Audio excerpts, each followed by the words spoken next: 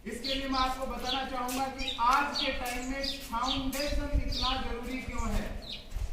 आज प्रतिरोध है, आप देख रहे हैं हर जगह है, बेरोजगारी बढ़ती जा रही है। इस कंपटीशन के दौर में यदि हमें उस मुकाम पे पहुंचना है, उन लोगों को क्रॉस करके अपना जॉब प्राप्त करना है, तो हमें फाउंडेशन वाले सिलसिले से गुजरना पड़ेगा। अन्यथा यदि हम सोचें, देखिए मैं आपको एक एग्जांपल देके बात बताना चाहूँ कि यदि हम मैथ्स के ट्यूशन को, मैं मैथ्स का टीचर हूँ और मैथ्स के बारे में ही आपको थोड़ी सी बात बताऊंगा। मान लो आप एक मैथ्स का ट्यूशन आपके कंपटीशन एग्जाम में आया और आप उसी ढर्रे पे, जिस ढर्रे से क्लास में आपको बुक के हिसाब से करवाया जाता है, उस ढर्रे से यदि आप एग्जाम में उस ट्यूशन को अटेम्प्ट करेंगे तो मैं दावे के साथ बोल सकता हूं आप 50 क्वेश्चन में से निर्धारित समय में केवल 25 ही क्वेश्चन अटेम्प्ट कर पाएंगे। 50 क्वेश्चन आप अटेम्प्ट नहीं कर पाएंगे। यदि आपको 50 में से 50 क्वेश्चन अटेम्प्ट करके और रेस्ट से उस पेपर को दोबारा चेक करना है कि अपना सही है या गलत है, इसके लिए आपको फाउंडेशन के दौर से गुजरना पड़ेगा।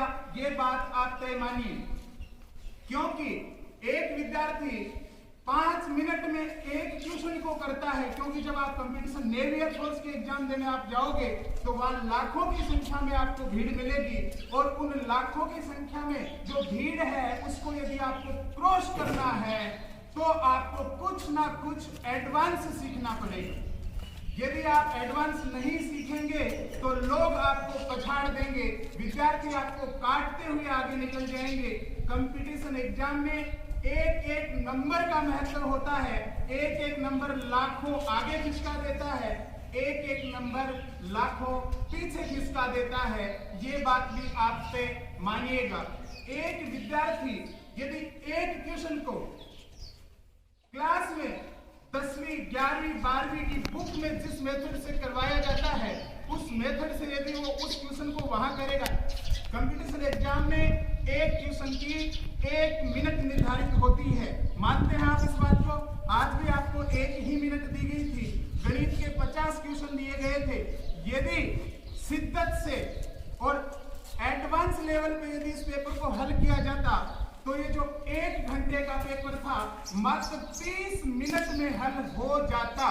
यदि हम उस लेवल तक पहुंचते तो, क्योंकि हर चीज का शॉर्टकट जरूर है, और शॉर्टकट भी ये नहीं कि रटाफिकेशन, हर चीज को समझ समझ के उस लेवल तक पहुंचा जाता है। एक विद्यार्थी एक क्वेश्चन को 5 मिनट में वहां हल करता है और वहां पे ऐसे विद्यार्थी भी हैं उस एग्जाम में जो कि उस क्वेश्चन को सिर्फ 1 मिनट में ही हल कर देते हैं।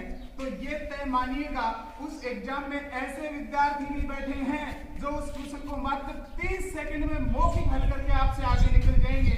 बताइए आप पूरा हल करके उस विद्यार्थी को कभी पकड़ पाएंगे? यस या नो?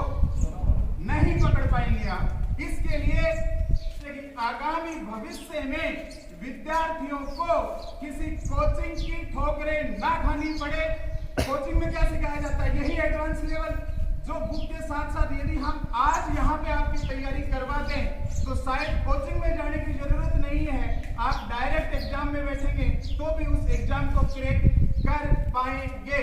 सीनियर क्लास में मैंने खुद ने अपनाया है अपने इस विद्यालय में सीनियर मैथमेटिक्स का। आपकी जानकारी में कोई विद्यार्थी इस विद्यालय का हो तो आप पूछ सकते हैं। मैंने जो ब्लूप्रिंट बोर्ड ने निर्धारित किया था नजरअंदाज कर दिया, नहीं पढ़ाया उसके हिसाब से।